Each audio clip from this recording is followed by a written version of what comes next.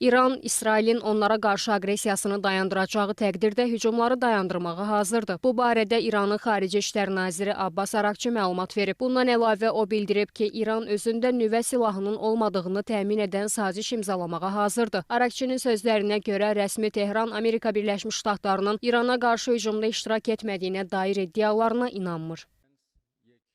Özünü müdafiə beynəlxalq münasibətlərdə qəbul olunan prinsipdir. Təcavüzdən özünü müdafiə etmək hər bir ölkənin qanuni hüququdur və silahlı qüvvələrimiz 2 gecə əvvəl məhz bunu etməyə başlayıb. Hücumlarımız davam edəcək. Birinci gecə biz yalnız hərbi obyektləri hədəf aldıq. Lakin dünəndən etibarən İsrail rejimi iqtisadi obyektləri, o cümlədən Tehran neft emalı zavodunu hədəf aldı. Buna cavab olaraq Siyonist rejim daxilindəki iqtisadi obyektlərə, neft ayırma zavodlarına zərbələr indirdik. Bu münaqişənin başqa ölkələrə və ya regionun digər hissələrinə yayılmasını istəmirik. Əgər təcavüz dayansa, cavablarımız da dayanacaq. Nüvə silahının qadağan olması bizim öz inancımızdır. Amma əgər razılaşmanın məqsədi İranı nüvə hüquqlarından məhrum etməkdirsə, təbii ki, biz belə bir razılaşmanı qəbul etməyə hazır deyilik.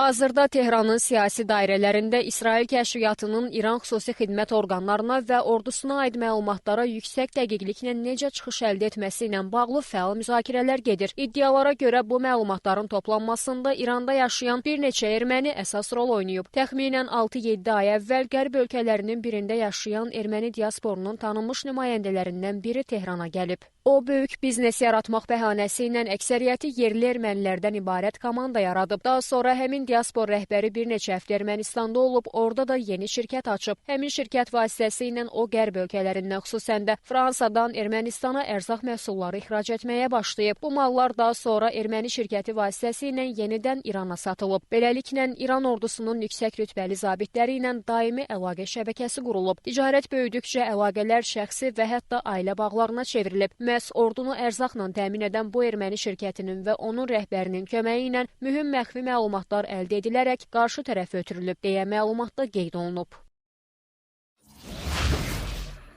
İrandan Türkiyəyə köçün başlanmasına dair yayılan məlumatlar dezinformasiyadır. Bu barədə Türkiyə Prezident Administrasiyasının Kommunikasiya İdarəsinin nəzdində fəaliyyət göstərən Dezinformasiya ilə Mübarizə Mərkəzindən bildirilib. Açıqlamada Daxili İşlər Nazirliyinin Türkiyə-İran sərhədində sıxlıq, fövqəladə dinamika yaxud qanunsuz miqrasiya elementləri olmamasına dair informasiyasına da yer verilib.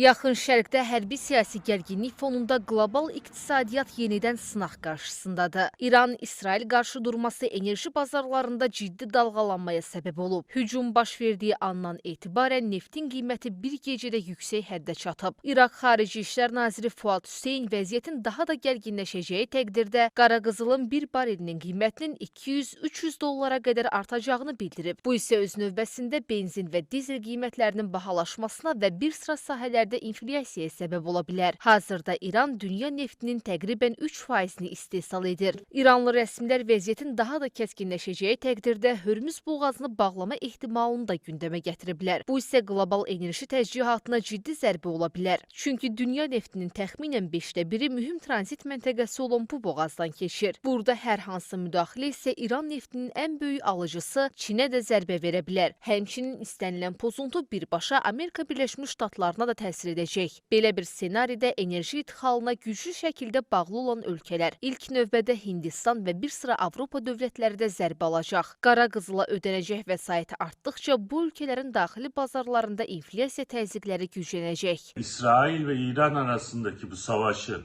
devam etmesi petrol fiyatlarındaki artışı sürdürecektir. Ayrıca altın fiyatları artacaktır.